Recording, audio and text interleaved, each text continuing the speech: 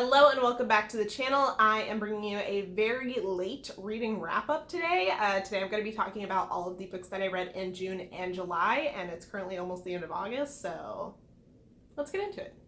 So the first book I read in June was actually a reread, and that was Good Omens by Neil Gaiman and Terry Pratchett. I read this in preparation for the TV show coming out. I'm actually going to have an entire book-to-movie adaptation series around this book coming out on my other channel, which I will link for you guys. It will not be out by the time this video goes up, but subscribe if you want to see it when it does come out. I really loved this book the first time I read it, and this time was no different. This is such a fun take on the whole like Four Horsemen of the Apocalypse, end of the world kind of story, and I love Neil Gaiman's writing. This is actually the only thing I've read by Terry Pratchett, so I'm not as familiar with his writing style, but I just love the story a whole heck of a lot, and spoilers, I do enjoy the show, so you should go watch the show as well. It's on Amazon Prime.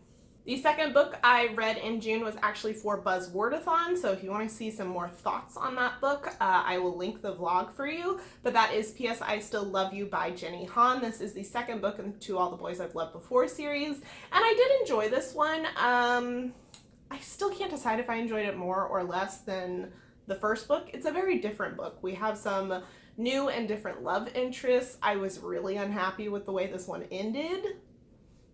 So I'm curious about the third book and how that's going to go, but I'm glad I read it, especially because it was just announced that the second movie on Netflix will be coming out in February, so I'm glad I went ahead and read it and will know the story and source material for when that movie comes out. Another book I read during Buzzwordathon was All Your Perfects by Colleen Hoover. Colleen Hoover is very hit or miss for me. I like some of her books and I really dislike a lot of her other books, and even the books I do enjoy, they're problematic as hell, and I'm very aware of that, even if I enjoy them. So it's a weird territory for enjoying a book. But it's really hard to talk about this book without discussing spoilers. I do go into a little bit of spoilery territory in my reading vlog just on what the subject of this book is about, which you don't really get a feel for from the back cover. You know that there's like a secret tearing apart this perfect couple, and you don't quite know what it is. It's a touchy subject, what it is, and I really don't like a lot of the conversations that were had around said subject in this book, and I just, like I said, problematic, and a lot of the problematic views were not challenged in this book. They were just kind of left there, and if I were a person in a vulnerable space who was dealing with the subject matter in this book, this would have severely messed me up. So if you're hesitant about potential trigger warnings, either go watch my vlog, which I do talk about trigger warnings and what the specific trigger warning is in that vlog, or I recommend doing a little bit of research about this book before diving into it just to make sure that you are safe and good to read it. Overall, while I liked the writing of this, I just didn't enjoy the messages that it gave, and overall didn't love how it ended. I think it ended very abruptly and too cleanly for how much complicated discussions were done in this book. It was just very much like, oh, everything ties up with a bow within the last like 5 chapters and everything's great, when in reality that's probably not what would have happened. So complicated feelings. Next up in June, I read Northanger Abbey by Jane Austen. I did this on audiobook and it was fine, which is pretty much how I feel about all Jane Austen's books. I don't know why I keep reading them, but it's fine. I can't really tell you a whole lot of stuff that stood out for me. It's just not my style. I understand that a lot of people love these books and loves her writing, but it's not super for me. So it was a read.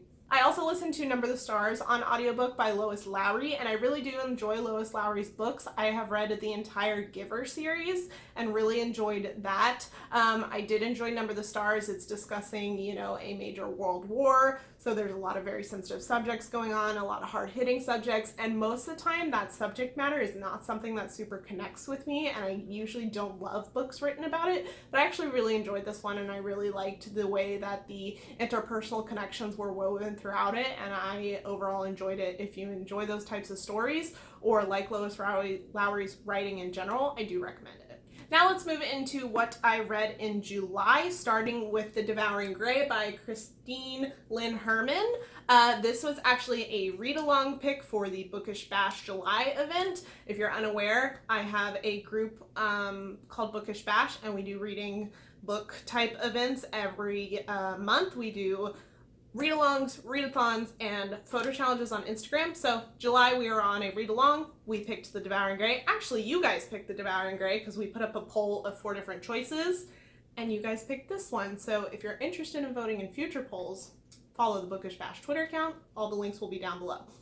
Overall, this book, so it's a bit of a supernatural mystery YA, which really intrigued me. I actually really liked the setting of this book. I love this cover so much. And this is a debut novel by this author, and I think it came across a little bit like a debut novel. I really liked some of the world building that was set up, a lot of the mythos that was set up, but I think that was a little bit lacking in a lot of places, that just like it had that potential and it didn't quite reach it for me personally. So I am interested to continue this series. I only gave it 3 stars, and typically if I give it a book that's the first in a series, 3 stars, I don't continue with the series unless I gave it 4 or 5 stars. But I do think I'm going to continue with this one because, like I said, it is a debut story novel by the author, so I'm interested to see how her writing evolves and develops, and I was intrigued by the story and what was set up in this first book, so we're going to continue it and see how it goes. Next up in July was another book that I read during Buzzwordathon but did not complete in Buzzwordathon. I had to put it down for a little while to do the Devouring Gray read-along, so I picked it back up in July and finished it, and that was Before We Were Yours by Lisa Wingate. I loved this book. I gave it 5 stars, which I was shocked by because the subject matter was not something I typically read. It's a historical fiction focusing on the true story. The book is fictionalized, but it's based on the true story of this crisis in the earlier periods of the U.S. where in Tennessee and some other states around that area, this woman was basically stealing poor children from disenfranchised parents or parents who were in a vulnerable position and couldn't afford to take care of their kids or were sick in the hospital. She would manipulate them to give up their children, and then she would sell said children to wealthy people. And I really, really loved the story that was woven throughout this book. And I know that the author did a ton of research to make sure that pieces of it were accurate and based on accurate events. So if you enjoy historical fiction and that synopsis sounds interesting to you, I really do recommend. My only caution is if you are a parent or someone who is sensitive to the loss of a child storyline, this one might not be for you, so you might want to do some looking into it before you read it if you're still interested. Next up in July, I read a comic book, and this was actually sent to me by a YouTube friend of mine who wrote their own comic book. They are from Malta, and I did a full review on this comic book over on my other channel. I will link it for you, but it is Steam Island Under Siege by Ashley Eric Peschel, and the author is Peter Magro. Sorry. I really liked this. It is about a ragtag group of people who, I just love that trope where a bunch of people just have to get like thrown together to deal with a threat. Love it. And they have to go deal with a supernatural threat on the island of Malta during World War II. It's fascinating. Do recommend. I will leave a link down below to the Amazon for it. If you want a Kindle copy, I believe it's included in Kindle Unlimited, and it's like under $2 if you don't have Kindle Unlimited. If you want a physical copy of it, let me know. I can get you in contact with the author and they can send you one. And my full review of it is spoiler free, so if you want to hear a lot more deep dive thoughts in it that are spoiler free, go check out that video. And the last book I have to talk about is Between Shades of Grey by Rita Sepetys. I don't know if I'm pronouncing that right. I hope so. This is actually the second book I have read by this author. The first one was Salt to the Sea, and I did it on audiobook, and I did not love it. Just didn't. This one I enjoyed a lot more. I also ended up doing this on audiobook, even though I have a physical copy, and I liked this a lot more than Salt to the Sea personally. I still think both books are written incredibly well. Her writing is very captivating and very visceral. Like it's not super forgiving writing with the intense subject matter that's in her books. It doesn't shy away from anything that's brutal and hard to talk about. But I just personally enjoyed the plot and the story of this book a lot more. So if you like her books and you like historical fiction and you haven't read this one, I think you would like it.